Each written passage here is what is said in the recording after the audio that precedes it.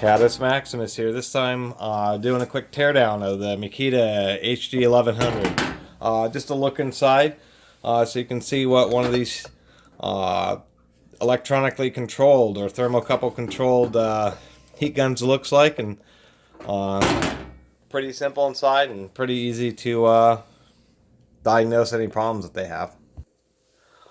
All the screws on this Makita are actually number 1 Phillips. The number 2 Phillips, the tip will just catch, but you'll end up stripping out the screws. So it's always important to take a close look. The way the switch is, it actually snaps on and wraps around, so we got to pop this off. Yeah, get a little lift and then get another tool in the gap that we just created. That way we get a better gap. That way we come along the side. There we are. You want to be super careful about this plastic stuff. I don't always get it right. That actually worked out pretty well that time. Just to slowly get these off without breaking.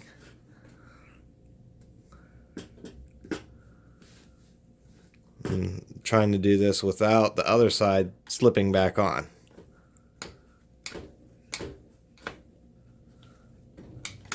Well, I did ding it up inside there a little bit, and you can see the switch just, whoop, has a couple little tangs in it.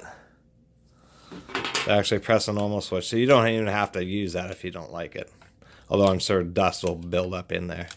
Kind of an open switch, you might want to spray some electronic contact cleaner in there. Let's go ahead and pull out these, doesn't look like many, 6 screws. This will only take a moment here. There we go, we got all the screws out. This thing was, those screws are pretty darn tight. Make sure you have a screwdriver in there pretty well. We'll just get the clamshell apart nice and easy. And these things are pretty simple. It just has a basic DC motor, permanent magnet with the fan. What you can see down in here, it's actually interesting. There's the power wires for the motor, but there's actually 5 wires going up to the front of the unit. So the thermocouple, the heater, there may be 2 sets of heaters, and so that's what's going on here. When you're on low, it may only run one heater, and when you're on high, it probably runs both heaters. But it is an interesting configuration. You can take a look down through the nozzle. Oh, you can't because of the... Just a second here. Okay, yes, now that we've identified how this works, we have a diode down here, so when you run it low, everything, it just cuts the power in half. It's cutting the AC wave in half. And it has a separate connection or a direct connection to the heater. So there's 3 wires associated with 2 separate sets of heaters, and then 2 wires for the temperature sensor. There's some diodes here. This is like a high power board. It's interesting. Interesting how it's built. It's layered, so the contacts go inside the board. Transistor for switching the power. So when you have it set to a particular temperature, it actually runs the power through that transistor and shuts the heater on and off periodically. There is some electronics down here. That was terrible. Let's get a zoom in there. There we go.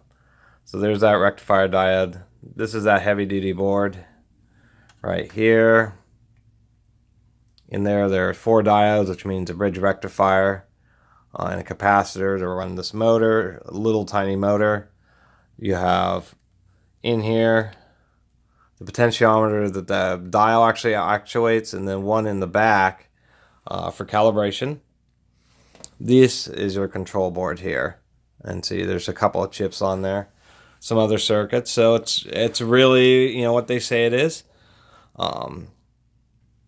which is a 2-stage heat gun, or excuse me, 2 power level heat gun that will really maintain the temperature. So what you could do with this heat gun here is take like a infrared or a contact thermometer, measure the exact temperature, say 650 degrees. And once you get it set there, it will stay, you know, very close. I'm sure this thing stays plus or minus 5 degrees. It has a really nice setup for replacing the power cord. It's just a couple of screws and clamp contacts like a electrical power outlet. So I don't think you really get any easier to replace a power cord than that. You just open it up, remove the cord clamp and a couple of screws, and super simple. And it looks like it's reliably built. And just wanted to show you inside what, you know, a true electronically controlled, you know, heat gun looks like. If you take apart yours and it's just a basic switch and a heater, a couple of diodes, it's not electronically controlled. You actually need a bunch of wires, you know, at least 4 wires, because you have to have the sensor and you have to have electronics to be able to turn on and off power transistors to control the temperature. So that was a quick teardown video. I hope you subscribe. This is Catus Maximus out. I seem to be forgetful at the end of this video.